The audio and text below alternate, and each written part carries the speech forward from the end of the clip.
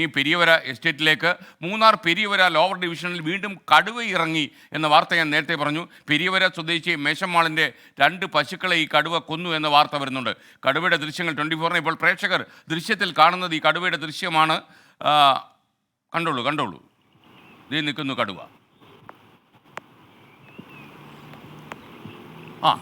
மாடு பிள்ளைகளை எல்லாம் காப்பாற்றுறோம், வர்றோம், போகிறோம், எல்லாம் செய்கிறோம். இப்படி புலி வந்து 3 புலி 4 புலி வந்து அடிச்சிச்சுன்னா நாங்கள் எப்படி மாடு வச்சு ஜீவிக்க முடியும்?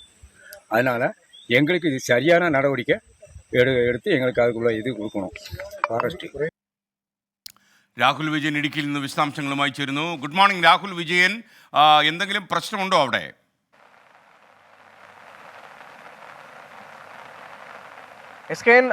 അവിടുത്തെ നാട്ടുകാർ പറയുന്നത് മുഴുവൻ പ്രശ്നമാണെന്നാണ്. കാരണം കടുവ, പുലി, ആന ഈ 3 വന്യജീവികളെ കൊണ്ട് അവിടെ ജീവിക്കാൻ പറ്റാത്ത അവസ്ഥയായിരുന്നു തോട്ടം തൊഴിലാളികൾ ഒന്നാകെ പറയുകയാണ്. പെരിയവര ലോവർ ഡിവിഷനിലാണ് ഇന്നലെ വൈകിട്ട് കടുവ എത്തിയത്. ആ ദൃശ്യങ്ങളാണ് നമ്മൾ കാണുകയും ചെയ്തത്. ഇന്നലെയാണ് മേശമാൾ എന്ന് പറയുന്ന ആളുടെ 2 കറവ പശുക്കളെ, മേയാൻ വിട്ട കറവ പശുക്കളെ കടുവ ആക്രമിച്ച് കൊലപ്പെടുത്തുകയും ചെയ്തത്. ഈ പ്രദേശത്ത് സ്ഥിരമായി കടുവകൾ ഉണ്ടെന്ന് വനം വകുപ്പിനോട് നാട്ടുകാർ പരാതിപ്പെടുകയും ചെയ്തിട്ടുള്ളതാണ്. കഴിഞ്ഞ കുറച്ച് ആഴ്ചകൾക്ക് മുമ്പ് കന്നിമലയിലും സമാനമായ രീതിയിൽ കടുവകൾ എത്തുകയും പശുക്കളെ ആക്രമിച്ച് കൊലപ്പെടുത്തുകയും ചെയ്തിരുന്നു.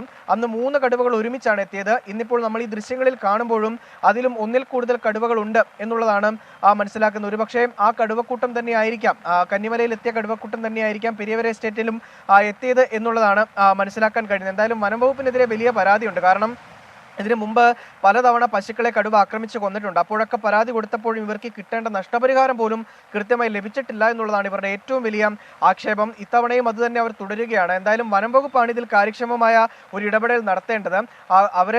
അവരുടെ ഭാഗം കൂടി നോക്കുകയാണെങ്കിൽ വലിയ എസ്റ്റേറ്റ് മേഖലയാണ്.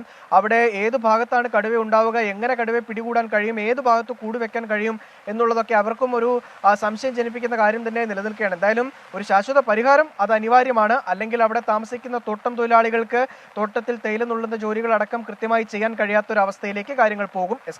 Okay, thank you Rahul Vijayan. Munnar Periyavara lower ഡിവിഷനിൽ കടുവ ഇറങ്ങിയെന്ന വാർത്തയാണ് രാഹുൽ വിജയൻ ഇടുക്കിയിൽ നിന്ന് റിപ്പോർട്ട് ചെയ്യുന്നത്. ലോകത്തെവിടെയായാലും ഏത് സമയത്തും 24 വാർത്തകളും ഓഗ്മെന്റഡ് റിയാലിറ്റി പാക്കേജുകളും എക്സ്പ്ലെയിനറുകളും വിശദമായി കാണാൻ ഞങ്ങളുടെ യൂട്യൂബ് ചാനൽ നിങ്ങൾക്ക് സബ്സ്ക്രൈബ് ചെയ്യാം.